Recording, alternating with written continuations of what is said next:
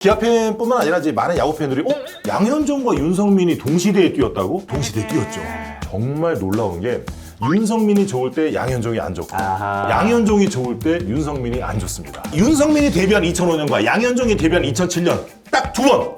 이 레전드 두 선수가 데뷔한 해 기아가 꼴찌를 합니다. 아, 그래요? 운명처럼. 다승 1위, 승률 1위, 탈삼진 1위, 평자 1위인데 그때도 마무리로 또 나오냐. 또 나오는 거예요. 야구 기쁘거나 기쁘거나 슬프거나 슬프거나 사륙상 비시즌 다시 비시즌 비시즌 미안. 다시 하겠습니다. 미안합니다. 네. 야구 기쁘거나 슬프거나 463 비시즌 비시즌 시작합니다. 반갑습니다. 자, 오늘은 이제 463 비시즌 특집을 맞아서 네. 한국 야구계의 좀 특별한 인연 아니면 좀 특별한 이야기들 이걸 좀 꺼내보고 싶은데 저는 이제 개인적으로 오늘 윤성민과 양현종과 윤성민 두 선수의 묘한 인연 또 엇갈린 운명 뭐 이런 걸 좀 얘기를 해보고 싶어서 오늘 재밌다. 좀, 약간 뭐 꼬꼬무 느낌인데. 그렇죠. 좀 가지고 나왔습니다. 네. 그 기아 팬뿐만 아니라 이제 많은 야구 팬들이 양현종과 윤성민이 동시대에 뛰었다고? 그러니까. 동시대에 뛰었죠.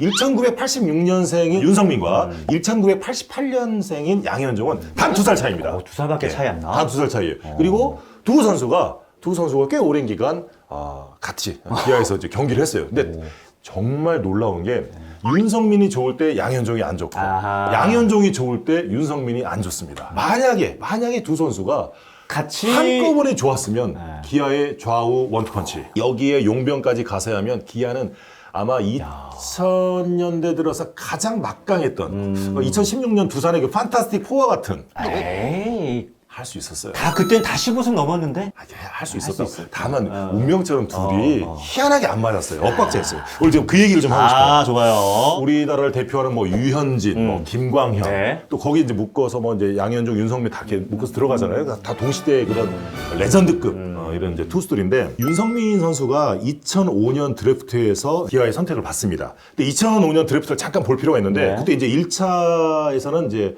LG가 뭐 박병호, SK가 최정, 네. 롯데가 1순위로 이제 이왕기라는 투수를 지명을 합니다. 네이버에 찾아보면 다 나와요. 알죠. 찾아봐야 나와. 네, 찾아봐야 네. 나와. 2차가 되게 재밌어요. 2차가. 2차. 누군 2차 1번이 롯데가 이제 조정훈 선수. 포크볼 엄청 났잖아요. 그렇죠. 포크볼 아티스트. 조정훈. 그리고 이제 두산이 이제 서동환이라는 투수를 알아요. 뽑죠. 네. LG가 정이훈, 거포 정이훈. 그러니까 LG는 그때 박병호, 정이훈으로 완전 그 거포 라인을 짠 거예요. 하나가 양훈인데 그 다음에 삼성 라이온즈는 오승환 선수를 지명합니다.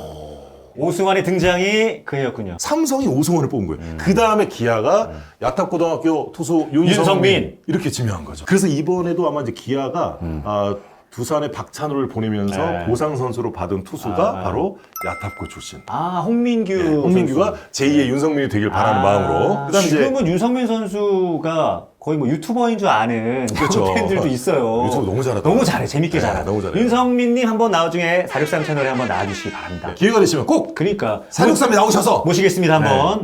그리고 윤성민 선수가 나오길 바란다는 여러분들의 마음을 담아서 댓글에 좀 의견을 더해주시면 감사하겠습니다. 자, 윤성민 선수 본격적인 얘기를 해보겠습니다. KBO 통산 제 77승 86세이브, 100승을 못했습니다. 누적 스탯이 못했어요. 생각보다 조금 아쉬운데? 그렇죠. 근데 윤성민 선수가 왜 이렇게 될 수밖에 없었느냐. 결국에는 혹사 논란이에요. 윤성민 혹사 논란입니다. 자, 2005년도에 윤성민이 데뷔를 했는데 05년도와 06년 각각 84이닝과 94이닝을 던졌는데 불펜에서. 불펜으로만. 불펜으로만. 선발로는 없습니다. 불펜으로만 84이닝과 94.2이닝을 던졌는데 그 시절은 지금처럼 144경기가 아니라 126경기 체제였어요. 그러니까 지금으로 보면 100이닝 이상을 던졌다고. 거의 뭐 3연투, 4연투 많았죠. 그리고 나서 이제 2007년도에 선발 데뷔를 하게 되는데 그때부터 이제 풀타임으로 이제 적응을 하기 시작합니다. 그러다가 2011년도에 뭐 17승을 하게 되는 최고의 커리어 하이를 보내는데 그 2011년도에도 뭐 다승 1위, 승률 1위, 탈삼진 1위, 평자 1위인데 그때도 마무리로 또 나오는 거예요. 포스트 시즌처럼 특수한 경우도 아닌데 시즌 중에 선발 투수가 그렇죠. 다시 마무리로 갔다고요? 그러니까 지금 이거를 생각해 보면 됩니다. 예를 들어 삼성의 원태인 선수가 시즌 중에 지금 15승, 16승, 17승 달리고 있어요. 뭐 두산의 곽빈이 17승이야. 근데 시즌 중이에요. 8월 한 9월쯤 그냥 곽빈이 마무리로 또 나오는 거예요. 원태인이 마무리 나오는 거예요. 이런 그림이거든요. 그게 다를 텐데. 지금으로서는 상상할 수 없는데 그때는 윤성민 선수를 그렇게 썼다. 근데 그때 이제 윤성민의 기용에 관련해서 사실 굉장히 말이 많았어요. 그러니까 뭐 도하 아시안 게임도 했었고 나중에 이제 2008년도에 베이징 올림픽도 올림픽, 나왔고 예, 예. 또 월드 베이스볼 클래식 나가서 윤성민 또 베네수엘라 미국전에도 너무 나갔잖아요. 잘했지, 잘했잖아요. 예. 그러면서 국가대표로도 막 뛰었고 그때도 선발 뭐 마무리 중간 뭐 안 가리고 나갔습니다. 전천후였네 진짜. 그렇죠. 가리지 않고 네. 다 나왔었어요. 맞습니다. 네. 그런 면에서 당시 그 데뷔했을 때 감독이 이제 서정환 감독이었는데 2005년과 2006년 근데 서정환 감독의 그런 기용 방식이 좀 문제가 있었다. 시스템 야구가 아니었죠. 아니었네. 그런 면에서는 상당히 그 윤성민 선수의 선수 생활을 길게 봤을 때는 처음부터 첫 단추가 좀 잘못됐다. 양현종 선수가 이제 본인은 기억하지 못하겠지만 그 2007년 3월 21일입니다. 마산 야구장에 시범 경기로 온 적이 있었는데 제가 이제 그때는 이제 마산에서 근무를 하고 있을 때여가지고 네. 시범 경기를 보러 갔어요. 기아 시범 경기를. 네. 그때 2차 1순위가 이제 그 양현종 선수였기 때문에 궁금하니까 마침 양현종 선수가 되게 등판했던 루키가 어떤 선수인가. 생생합니다. 네. 스타디움 그 경기장 밖으로 나와가지고 그 운동화가 어떻게 해서 버스 타려고 하던 그 양현종 선수. 그때 이거 시범 경기라서 팬들도 없거든요. 조용한데 뒤에 와가지고 이렇게 혼자 음료수 마시면서. 그때도 혹시 얼굴이 뽀했나요? 선크림 그때도 많이 발랐나? 그때는 그냥 안 발라도 하얗던 시절. 그때는. 애기 때. 보송보송하던. 근데 윤성민과 양현종의 큰 차이는 윤성민은 이제 굵었던 해가 굵직굵직한 해가 있었던 반면에 양현종은 꾸준하게 꾸준히 올라와서 어느덧 크보의 레전드. 누적 스탯이 양현종이 통산 186승이나 했어. 그렇죠. 이제 송진우 다음으로 갖고 있는 기록이죠. 통산 승수에서는 2위, 186승. 평균 자책점이 이제 3.9. 선발승은 역대 최다네요. 그렇죠. 송진우 선수는 9원승이 있으니까. 9원승이 있으니까 선발승으로만은 양현종 1등. 야, 굉장하네. 굉장하죠. 양현종 선수는 윤성민 선수도 이런 얘기를 할 정도예요. 양현종의 체력은 압도적이다. 평소에 운동하는 거나 또 자기 관리하는 능력. 그것 때문에 또 이닝 소화 능력도 좋고. 그렇지. 이 양현종만은 또 이닝이 더 없죠. 양현종 선수가 특히나 좀 욕심내는 그런 부분이 있다면 이닝 이터. 그렇죠. 네. 거기에 의미를 굉장히 많이 둡니다. 이게 또 팀 기여도가 높은 거니까 승수보다도 이닝을 얼마나 많이 먹느냐. 그걸 중요하게 여기는 선수입니다. 그러니까 양현종 선수가 한번 이보모 감독과 그 에피소드가 한번 있잖아요. 그러니까 5회 아웃카운트 하나만 잡으면 승리 투수인데 여기서 이보모 감독이 이제 계속 맞으니까 내리니까 이제 더가웃 가가지고 속상하지. 선발 투수 입장에서는. 그때는 또 1승에 집착할 만했거든. 1승을 쓰기 그랬으니까. 기록이니까. 리빙 레전드예요. 기록이 올라가는 거예요. 그런 마음은 좀 예쁘게 받아줘야 된다. 양현종 선수는 어쨌든 기아 팬들에게 지금도 리빙 레전드 사랑받고 있는 선수다. 이번에도 FA 계약 대우를 팀에서 충분히 해줬죠. 그럼요. 또 계약을 좀 빨리 했으면 더 좋았을 텐데 좀 미적미적거렸던 게 좀 아쉽긴 한데 이런 거 좀 빨리빨리 해줘야 돼요. 해줬잖아요. 해줘야 돼. 자, 윤성민이 데뷔한 2005년과 양현종이 데뷔한 2007년 딱 두 번. 이 레전드 두 선수가 데뷔한 해 기아가 꼴찌를 합니다. 그래요? 운명처럼 2005년 최하위, 2007년 최하위. 이거 묘합니다. 묘해요. 자, 그리고 양현종의 커리어 하이였던 2017년 기아가 우승을 하고 양현종이 20승을 달성했던 기아의 우승을 이끌었던 그 해 2017년 윤성민은 최악의 해로 그 먹튀를 했던 해입니다. 그때 윤성민 선수가 시즌 아웃 돼요. 2017년도에. 그때 양현종은 20승 펄펄 납니다. 자, 반대로 윤성민의 커리어 하이였던 2011년도 윤성민이 다승 1위, 탈삼진 1위, 평자 1위 할 때 양현종이 2해 7승 9패 방어율 6.18로 밸런스가 망가집니다. 성장하는. 이해. 근데 성장세에 있긴 했지만 2011년도 유독 양현종이 부진했어요. 그때 양현종 선수가 이런 부진의 이유를 이런 얘기를 합니다. 그때 포심 구속이 안 나와가지고 이제 밸런스가 무너지거든요. 그래서 자신이 무엇이 문제인지 모르지만 전체적으로 밸런스가 무너졌다. 그러면서 양현종 선수가 그해 굉장히 힘든 해를 보냅니다. 묘하잖아요. 약간 평행 이론이처럼 되네. 그러니까 두 사람이 뭐라 해야 되나? 상대성 이론이라 해야 되나? 반비례해야 된다 해야 되나? 양현종이 잘 되면 윤성민이 망하고 윤성민이 잘 되면 양현종이 안 돼. 이게 기아 팬들에게는 두고두고 천추한입니다. 그래서 양현종과 윤성민은 동시대에 뛰었는데도 이 두 선수가 원투펀치로 나온 날을 본 적이 거의 없다. 진짜. 거의 없다. 진짜 우완 윤성민, 좌완 양현종. 기억나요?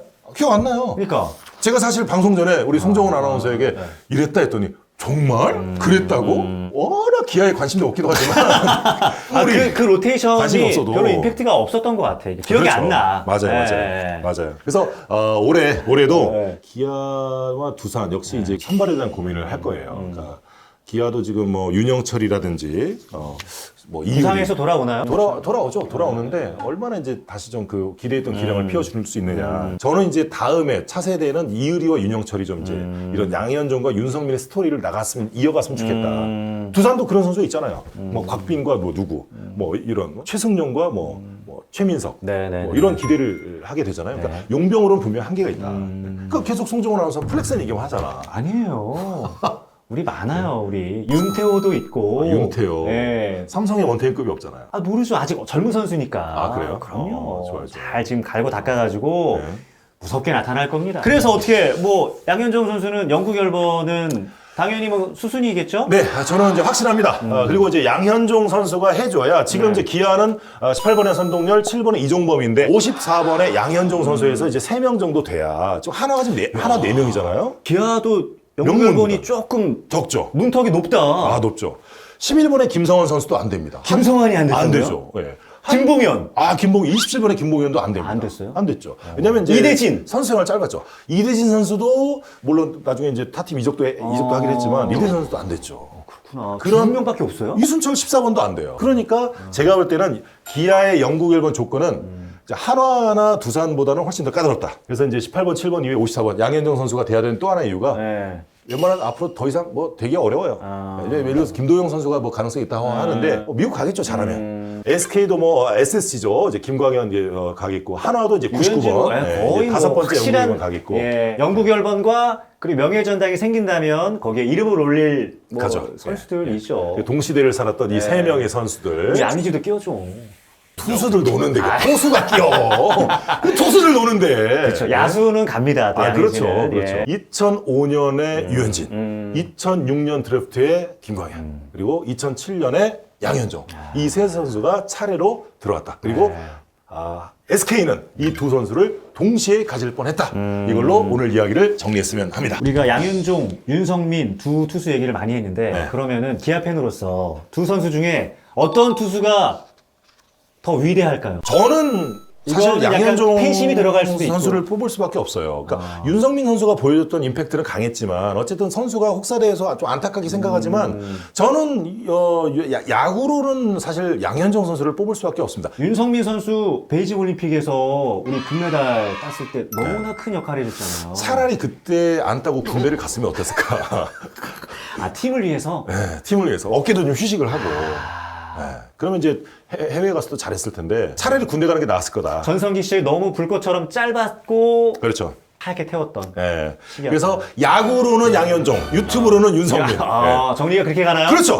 오히려 골프는 윤성민. 양현종 선수 골프 잘 못 치거든. 그래서 야구는 양현종, 골프는 윤성민. 이렇게 정리를 할 수 있겠습니다. 알겠습니다. 네. 기아 팬들 또 들끓을 거예요. 네가 뭔데 윤성민일까? 근데 양현종 선수가 사실 2025 시즌에 조금 성적은 아쉬웠어요. 그렇죠. 네, 네. 에이스답지 못한 모습을 보였는데 내년에 어떻게 될까요? 에이징 커브를 말씀하시는 분들도 계시는데 저는 물론 타자와 투수의 영역은 다릅니다. 하지만 최용우 선수가 보여준 그 선배로서의 그 정신력, 스피릿 이런 것들을 저는 이제 양현종 선수가 마운드에서 다시 한번 보여줄 수 저는 있다. 아직도 인상적인 장면이 네. 한국 시리즈 때 네. 두산과 기아전에서 포수가 바깥쪽으로 빠져 앉아 있었어요. 네네네. 근데 양현종이 잠깐 어이없다는 듯 들어와. 그렇죠. 네. 그래서 몸쪽 승부해가지고 삼진 잡고 기아 우승하고 그 그렇죠. 장면이 되게 네. 인상적으로 남거든요. 승부사 기질도 있고. 당연하죠.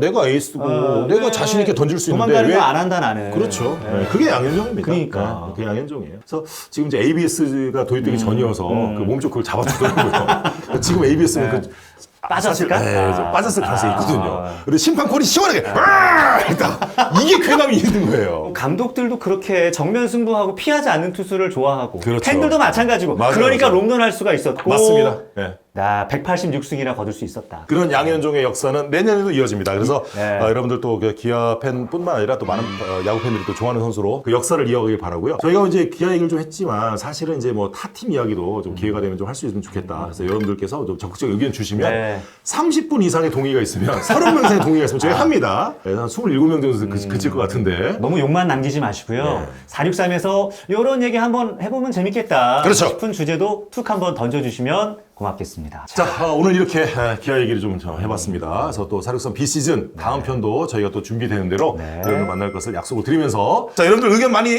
부탁을 드리고요. 좋아요와 구독은 필수입니다. 그냥 가시지 마시고 꼭 좋아요 눌러주시고요. 구독도 많이 해주시길 바랍니다. 마칠까요? 네, 마치죠. 야구 기쁘거나 슬프거나 463 비시즌 더블로 가자! 감사합니다.